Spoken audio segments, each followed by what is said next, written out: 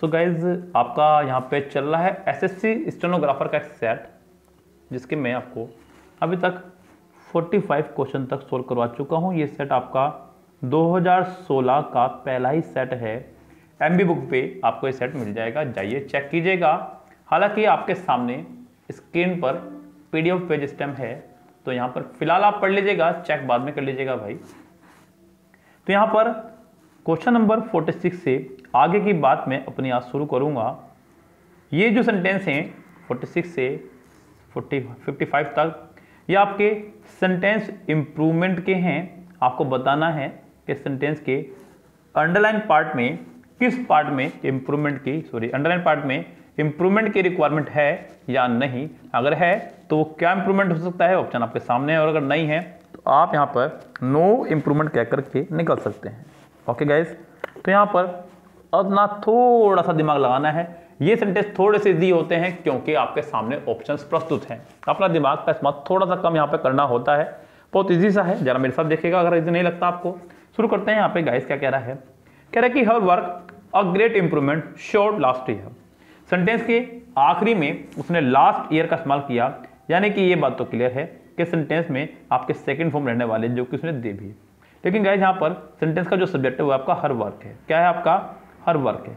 Subject के तुरंत बाद यहाँ पर वर्ब आपकी होनी चाहिए थी, हर वर्क शोड, उसके बाद में अ ग्रेट इंप्रूवमेंट रहना चाहिए था। तो यहाँ पे वर्ब से अगर मैं शुरू करता हूँ तो सिर्फ और सिर्फ पहला ऑप्शन मुझे दिखाई दे रहा है, जो आपको भी दिख रहा होगा, her work showed a great improvement last year, यानी कि पहले ही सेंटेंस का आंसर भी आपका हो जाएगा पहला ही, ए करेक्ट।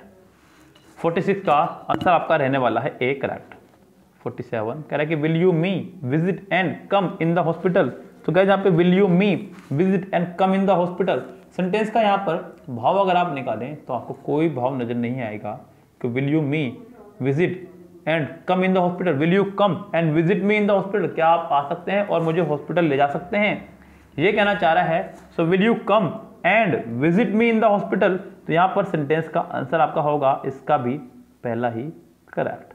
तो शुरू के दो सेंटेंस और दोनों के ऑप्शन आपके ए। आगे देखिएगा गाइस क्या कह रहा है, कह रहा है कि your hair needs cutting badly.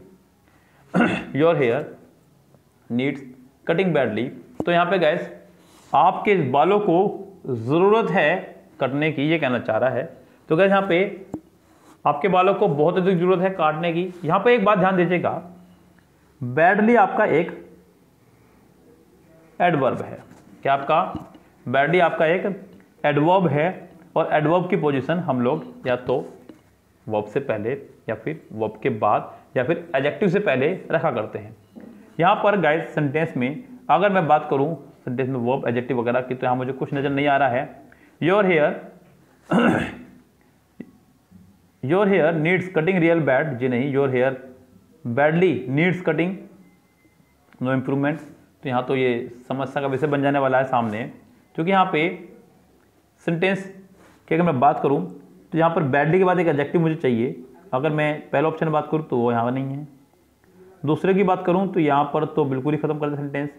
तीसरे की बात करूँ, your hair badly needs cutting, तो यहाँ पर इस सेंटेंस को आप एक बार को सेंटेंस ठीक कर सकते हैं, लेकिन चलिए मैं इसको ठीक कर सकता हूँ, क्योंकि यहाँ पे दो तरह से ठीक हो सकता था। या तो आप नीड्स को नीडेड कर दें तब भी, लेकिन गाइस फिर भी वही बात रहेगी, क्योंकि सेंटेंस में अभी तक इसके लिए कोई वर्ब नहीं आई है, तो यहाँ पे भी ये वर्ब का काम करेगा, और वर्ब से पहले एडवर्ब आ सकता है। यहाँ पर यही काम उसने किया है, तो इसका आंसर आपका यही होगा करेक्ट, और कोई ऑप्शन आपके सामने नहीं है। If only he can swim, so guys यहाँ पे जब भी सेंटेंस होगा आपको कंडीशनल, कैसा सेंटेंस होगा? कंडीशनल सेंटेंस के अंदर आप हमेशा एक बात का ध्यान रखें कि कंडीशनल सेंटेंस के बाद वाला पार्ट कभी भी प्रेजेंट नहीं बनेगा।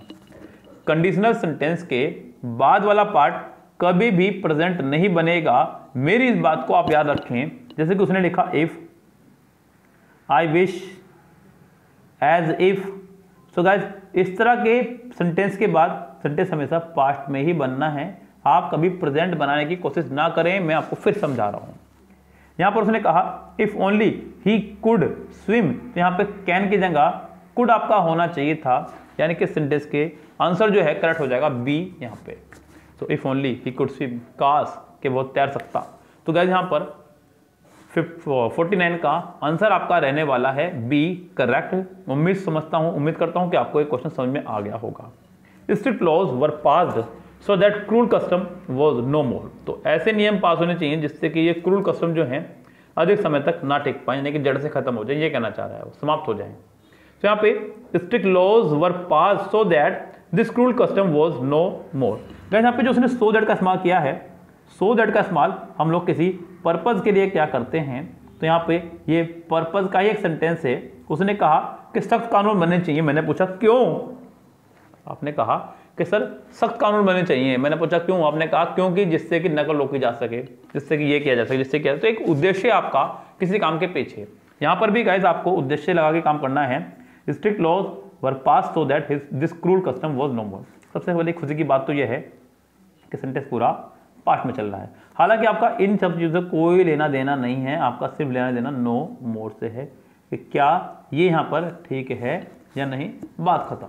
ओके गाइस, तो यहाँ पे नो मोर यानी कि ना ही रहना, खत्म हो जाना, मृत के लिए लगाते हैं। अक्सर नॉर्मली लोगों के लिए इसका इस्तेमाल करते हैं। जैसे कि मेरे पापा नहीं हैं तो मैं कह सकता हूँ कि my father is no more, my father is no more. तो आपने फिल्मों में भी अक्सर देखा होगा, डॉक्टर का ऑपरेशन रूम में जाना और बाहर निकलना, सॉरी ही इज़ नो मोर। याद कीजिए वो फिल्मों के सीन। तो गाइस यहाँ पर ये तो कंफर्म है कि नो मोर नहीं आएगा। पहला वर्ड है आपका इरेडिकेट, जड़ से खत्म कर देना। इरेडिकेट मतलब जड़ से खत्म कर देना। अगला है आपका वाइप ऑफ। गाइस वाइप बोलते हैं पोंछे को। किसको बोलते हैं? पोंछा। आपने घर पे अक्सर इस्तेमाल किया होगा वाइपर, यस, पोंछा लगाने के लिए। तो यहाँ पे वाइप ऑफ यानी पोंछ कर हटाना या फिर पोंछ कर मिटाना। अगला है डन अवे विद, ये आपका एक फ्रेजल वर्ब है, समाप्त करना। आपका आंसर होगा इसका सिर्फ और सिर्फ एक ही करेक्ट, वो है आपका इरेडिकेट। क्या हो जाएगा? इरेडिकेट इसका प्रॉपर आंसर हो जाएगा। नेक्स्ट देखिएगा क्या कह रहा है कि please examine my homework. Please examine my homework, तो मेरे होमवर्क को एग्जामाइन कर लीजिएगा, यानी कि चेक कर लीजिएगा। तो गाइस यहाँ पे एग्जामाइन नहीं, होमवर्क को चेक किया जाता है, कोई निरीक्षण नहीं किया जा रहा है। एग्जामाइन आप किसी के टैलेंट को कर सकते हैं, किसी की एबिलिटी को कर सकते हैं, लेकिन यहाँ पर होमवर्क तो चेक करना है, राइट लगाना निशान, ये लीजिए, हो गया चेक। इस गाइस तो यहाँ पर आपका आंसर हो जाएगा B correct. The sheriff arrested the hoodlums for playing with the law.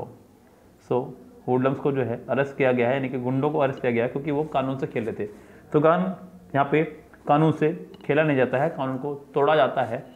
तो प्लेइंग विद द लॉ की जगह आप अच्छा होगा कि ब्रेकिंग विद द लॉ, तो ज़्यादा बेटर रहेगा। 52 में हम लोग लगाएंगे breaking the law, not breaking with the law, only breaking the law, यानी कि तोड़ना कानून को। यानी कि 52 का आंसर जो रहने वाला है वो है आपका सी करेक्ट।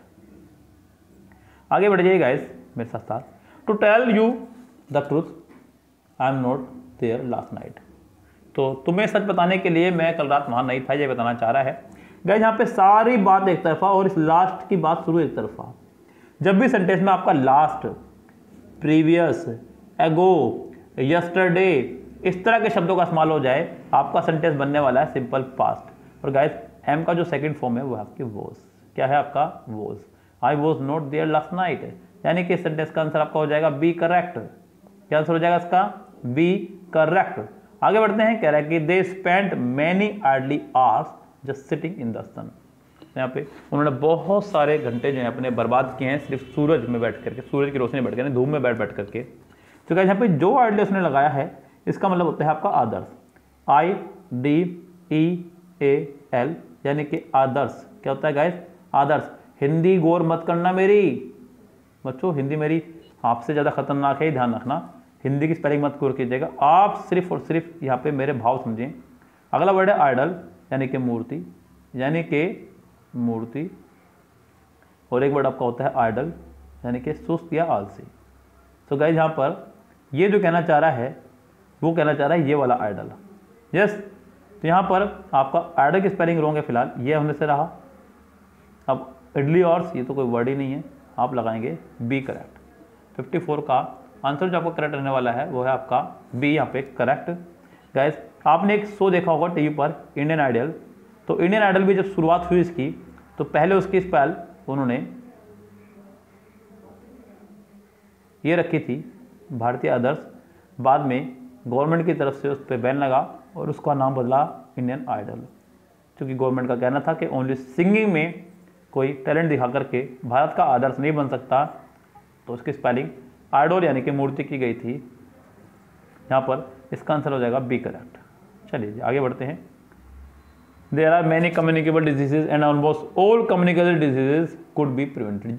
आजकल जो है बहुत सारी ऐसी डिजीज हैं जो कम्युनिकेबल हैं, एंड जितनी भी कम्युनिकेबल डिजीजेज हैं कुड बी प्रिवेंटेड यानी कि उनसे बचा जा सकता है। तो यहाँ पे communicable diseases could be prevented.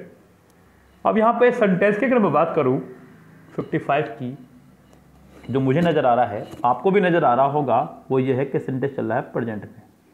किसमें चल रहा है सेंटेंस? प्रेजेंट में, और यहाँ उसने चला दिया सेंटेंस पास्ट में। इसका मतलब ये तो कन्फर्म है कि गलत है, और गलत होने के साथ साथ आपका ये ऑप्शन भी नहीं हो सकता। किस गाइस? और दूसरी बात यहाँ पे पहला भी नहीं हो सकता, बिकॉज डिजीज को डिजीज मत कीजिएगा, क्योंकि फिर इस तरह से दो पार्ट में एरर हो जाएंगे। डिजीज को डिजीज करा और कुड को कैन, ये भी नहीं कर सकते आप लोग। तो सिर्फ और सिर्फ आपके पास एक ही ऑप्शन बचता है, वो आपका सी ऑप्शन करेक्ट है। क्योंकि काफ़ी बच्चे यहाँ कंफ्यूज होंगे, सर ये भी सेम है और ये भी सेम है, सिर्फ एस या ये इसका डिफरेंस है। देखिए पहली बात तो ये कि यहाँ पर उसने डिजीजेस का इस्तेमाल किया है और आगे भी एंड सेंटेंस जुड़ा है, तो डिजीज ही रहेगा, जो कि मैं आपको बता चुका हूँ। एंड बट और के दोनों तरफ सेंटेंस का फॉर्मेशन सेम रहता है, इनके दोनों तरफ सेंटेंस का फॉर्मेशन चेंज नहीं होता है। सबसे पहली बात तो यही है यहाँ पे। यस, तो यहाँ पर इस वजह से आपका डिजीज ही रहने वाला है। इसका आंसर आपका हो जाएगा फिलहाल सी करेक्ट। सो गाइज यहाँ पर मैंने अभी आपको कराया 55 क्वेश्चन तक। 56 से 65 तक जो आपके क्वेश्चन हैं वो हैं आपके नरेशन यानी कि स्पीच के, इनको देखिएगा। सो गाइज यहाँ पे स्पीच देखिएगा क्या कह रहा है। कह रहा है कि the teacher said the earth goes round the sun. यहाँ पर सेंटेंस की अगर मैं बात करूँ तो ये एक यूनिवर्सल ट्रूथ पर डिपेंड है। पृथ्वी सूर्य के चारों ओर घूमती है। यूनिवर्सल ट्रूथ से अगर सेंटेंस शुरू हो तो नरेशन बनाते समय आप उस सेंटेंस का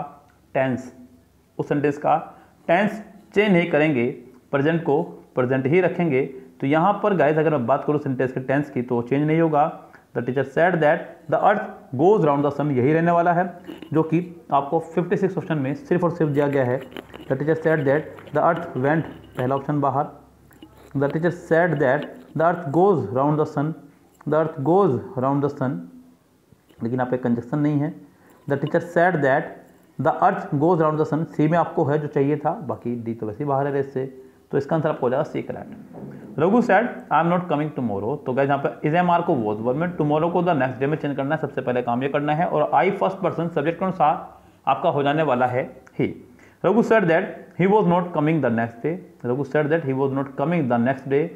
तो गाइस यहाँ पे सेंटेंस के पहले वाले में उसने नोट नहीं लगाया है, दूसरे वाले में नोट लगाया है, इसलिए 57 का आंसर आपका होने वाला है बी यहाँ पे correct. 58 he said all the players must report in time, तो यहाँ पे he said all the players must report in time, यहाँ पर मस्ट को आप और कुछ भी नहीं कर सकते, आप हद इसको हेड बना सकते हैं बस। तो यहाँ पे guys all the players, he said that all the players had to, बस आपका एक ही ऑप्शन में है जो कि आपका सिर्फ और सिर्फ सेकंड में है। मस्ट अगर आपका डायरेक्ट पे हो तो आप इनडायरेक्ट बनाते समय उसका हैड टू कर सकते हैं, इतना सा काम आपको करना होता है, यानी कि इसका आंसर आपका हो जाएगा बी करेक्ट। 59 देखिएगा। My daughter said to me I am thinking of getting married, is am are plus ing, तो आपको वॉज वर्ब प्लस आईएनजी करना होगा। आई फर्स्ट पर्सन सब्जेक्ट के अनुसार यानी कि she, my daughter told me that she was thinking of getting married. 59 का पहला ऑप्शन इसमें शामिल है, दूसरा नहीं होगा, विल आ गया है, तीसरा बिल्कुल बाहर है, इससे फोर्थ भी बाहर है, इज आ गया है, तो इसका आंसर आपका हो जाएगा फर्स्ट ही correct. His uncle said I am always punctual, तो इज एम आर को वर्ब कर देंगे हम लोग वॉज वर्ब में, और आई यानी कि he was always punctual. His uncle said that he was always punctual, जो कि मुझे पहले में दिखाई दे रहा है, दूसरे में वॉज है, नहीं होगा, तीसरे में ही इज हो गया, तो यहाँ पे ये भी रोंग है और फोर्थ भी आपका रोंग है, इसका आंसर आपका होगा फर्स्ट ही correct. Wait outside the receptionist told me, imperative sentence है। The receptionist told me wait outside, the receptionist asked me to wait outside, sentence को टू से कनेक्ट करेंगे, जो मुझे दिखाई दे रहा है यहाँ पर तो फर्स्ट सेंटेंस में ही, चलो इसमें शामिल हुआ। द रिसेप्शनिस्ट टोल्ड मी, तो यहाँ पर टू पहले लगा दिया, इससे बाहर। द रिसेप्शनिस्ट आस्क्ड मी, यहाँ पर टू आया ही नहीं, और अगले में भी यही हालात हैं, यानी कि इसका आंसर आपका रहने वाला है सिर्फ और सिर्फ ए ही correct. The examiner said candidates at the exam hall were nervous. The examiner said candidates at the exam hall were nervous. उसने पहले ही वर प्लस वर का इस्तेमाल किया है, आप इसे हैड बीन में चेंज करेंगे, क्योंकि सेकंड फॉर्म को हैड प्लस थर्ड फॉर्म में चेंज करते हैं, जो यहाँ पे होना चाहिए गाइस, यहाँ पे जो कि सिर्फ और सिर्फ है पहले ऑप्शन में, दूसरे में नहीं है, तीसरे में नहीं है, फोर्थ में नहीं है। इसका आंसर भी होने वाला आपका फर्स्ट ही करेक्ट। आगे बढ़ते हैं।